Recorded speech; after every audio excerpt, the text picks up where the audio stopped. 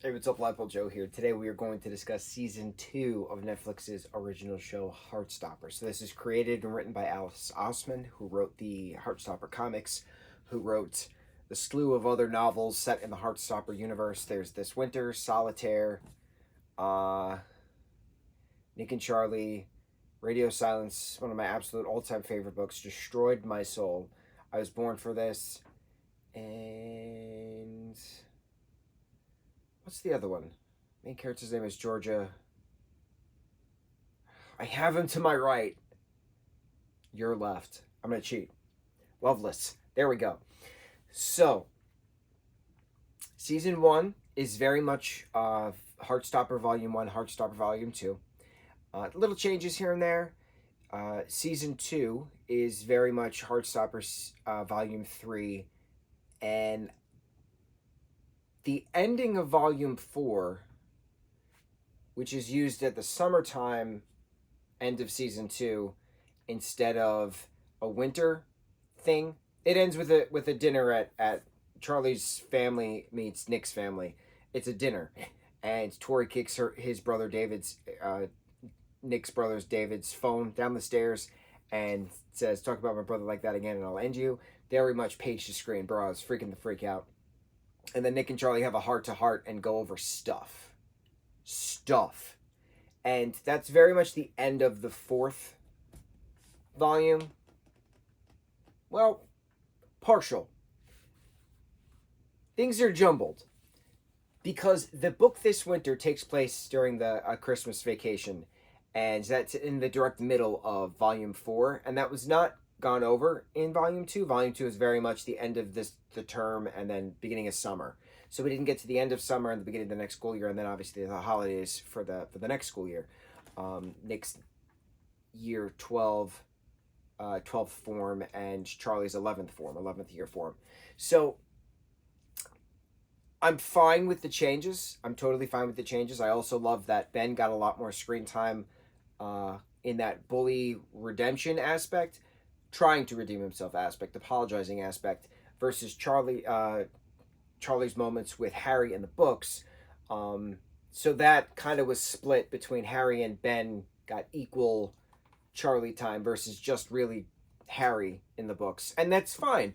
Alice wrote the books. Alice created the show. Alice is writing the show based on her books. She can change whatever she wants because it's her property. I have no say in the matter because the creator of the original content is writing and creating the show that's based on her own content. She added characters, she smooshed some characters together. She can do whatever she wants. I have all the faith in Alice doing her books justice, much like I have all the faith in Rick Riordan doing his Percy Jackson TV series on Disney Plus justice, because it's his writing for his executive producing for the show on Disney, which is based on his books. He could change whatever he needs to change. He could smoosh whatever plot points or character development he needs to do. Certain things don't translate well from book to screen. And the creator working on their own creation, adapting their own creation, I have no qualms with. So the changes that happened within the books to this show, the incredible, and I've seen this twice already so far, season 2 of Heartstopper, which literally came out yesterday. Came out on the 3rd. It's currently the 5th. I'm recording this of August, so I've seen it twice in the 2 days it's been out. Incredible. It's 8 30-minute episodes. You can knock it out in 4 hours. It's just wonderful. So aside from changes, aside from character development, things of that nature, I'm blown away with how now this show is. It's very inclusive, it's very representative, it's very, this is life. You either not accept it, you either acknowledge it, that's the word, or you die. It's an adapt or die. This is the world we live in. People exist. You have to stop pretending that people exist. If you don't like people existing, that's a horrible mindset you have, and you have to really dig into your inner self and figure out why you're so filled with hate. That's on you. But people exist, and people that exist are trying to find a way to exist within the world that doesn't want them, or claims they want them, or pretends they want them. It's a very wonderful conversation piece of a show, and it's talking about real life stuff. It's talking about bullying, it's talking about harassment, it's talking about assault, it's talking about drinking, it's talking about self-harm. We're talking about cutting, we're talking about eating disorder. I was amazed to see how much darker the tone of this second season is compared to the first season. The first season was very PG, very PG. There was no cursing really. It was just kissing, la-di-da, stuff like that.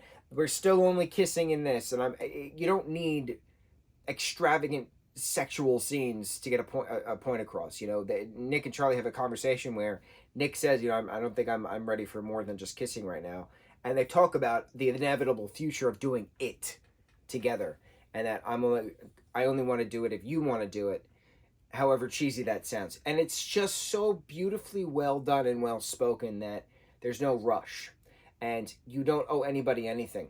And as long as you're happy, that's all that matters.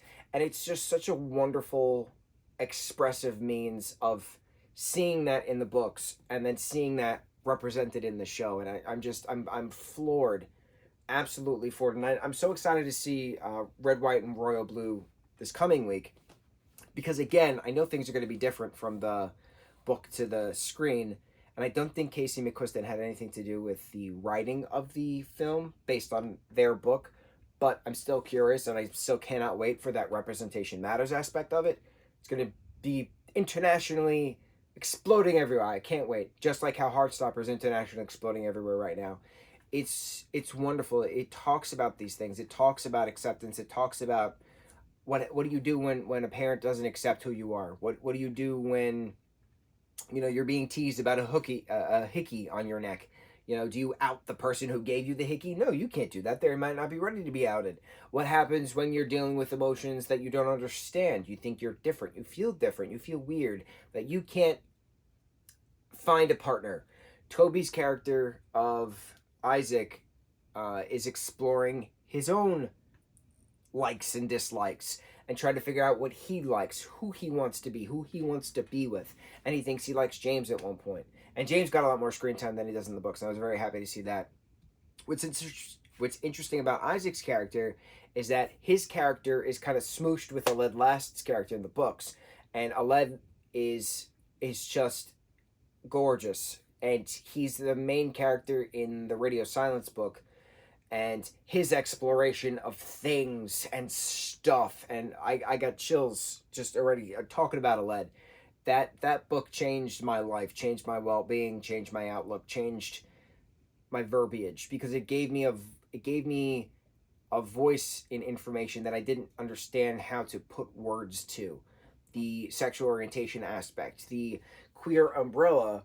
Where do you fall under that queer umbrella? Aled Last's character is in the Heartstopper books here and there. He's not a main character in it. Isaac's character is a main character within the show, but Aled's exploration of sexuality is very much Isaac's. Aled is trying to figure out his sexuality because he kind of likes his friend at one given point. But it's a matter of speaking about that asexuality umbrella. So there's the queer umbrella, which then covers the asexuality umbrella. So in the asexuality umbrella, you have sapiosexual, you have demisexual, you have asexual, and then there's different romantic aspects. You could be aromantic asexual. You could be homo-romantic asexual. You could be homo-romantic sapiosexual. You could be hetero-romantic sapiosexual. In Aled's character's aspect, he's generalized as demisexual, and then exploring that, conversing that, talking about that gave me my own voice in trying to figure out my homo-romantic demisexuality, which is under that very far vast queer umbrella within that alphabet title that we all have. So what's important, why I'm rambling about this, it's not a matter of identifying specifically with a character in a project. It's not a matter of saying, oh my God, this is happening to this person, this is happening to me, we're the same. No, it's not about that. It's about understanding that there are certain things that have never been publicly discussed before, that you'd have to do a deep dive into the internet trying to figure out if you want a term, if you want a label, if you want to understand why you're feeling the way you feel, why you think the way you think, why you do what you do, what makes you tick, why do you do these things. Certain aspects within that sexuality umbrella, doesn't matter what form of it is, certain things are very black and white, and then there's that bisexual thrown in between. But then there's a full queer umbrella, and not a lot of people understand that full queer umbrella unless you're a part of the community and you want to explore and you want to see where you fit under that umbrella. If you fit under that umbrella, what part of that umbrella you're within. And that's what's cool about Alice's projects, is that I've never seen a show talk about teenagers questioning asexuality before. I've never seen that before. Isaac literally holding a book about asexuality, and he's so excited because he can't wait to see what happens next. He can't wait to read it to see if this is the term he's been looking for. This is what he's trying to figure out. He has that conversation with James. He has that conversation with that random artist who's talking about being a romantic asexual, which is another main character in Loveless's story as well. One of George's new university friends. I've never seen that done in a show before. I've never seen that represented in a show before. It's very, very rare to have somebody who's not just straight, hetero, homosexual, gay or lesbian, or bisexual. You have the occasional pansexual person, but that's it. Sapiosexual, the only time I've seen a sapiosexual character is in the it was a Sandra Bullock and Channing Tatum movie, and I don't remember what it's called, City of Gold or The Lost City or something like that, where her character literally says, "I'm sapiosexual," and I was like, bro, nobody says that word. What? Amazing representation. And then to have the demisexual banner thrown into the Radio Silence book, making so much more sense on my front within a labeling aspect, putting that umbrella up. I've never seen it in a show. Eventually we'll get there. Someone will say the term. But it's such a strong stepping stone within that representation matters aspect. This show has changed the world within 2022 when the first season came out, especially within the books. But then now that the second season came out, that it's okay not to be okay. And you can find your people, and you can talk, and you can scream as much as you need to, and you can vent as much as you need to. It doesn't matter if there's family stuff, if there's friend stuff, if there's you stuff, you can express yourself. And the conversation that with Darcy screaming at her homophobic mom about, I like the way I look, my friends like the way I look, they love me, they accept me. Bro, I was freaking out. Tara's mom being so accepting, Tao's mom being so accepting of him and Elle, and Elle's parents being so accepting of their daughter and wanting what's best for her. It's just so many parent conversations in this season. Did not expect at all. Very cool. Very, very not what the books were. The Heartstopper books is very much Nick and Charlie, and then you have the Tao and Elle story, and then you have the Tara and Darcy story as well. But not a lot of parent stuff, unless there's like the parent stuff of like on Nick's front, his parent stuff, or like Charlie's front and his parent stuff. Tori, their parent stuff. They have a younger brother, Oliver, in the books. He's not in the show.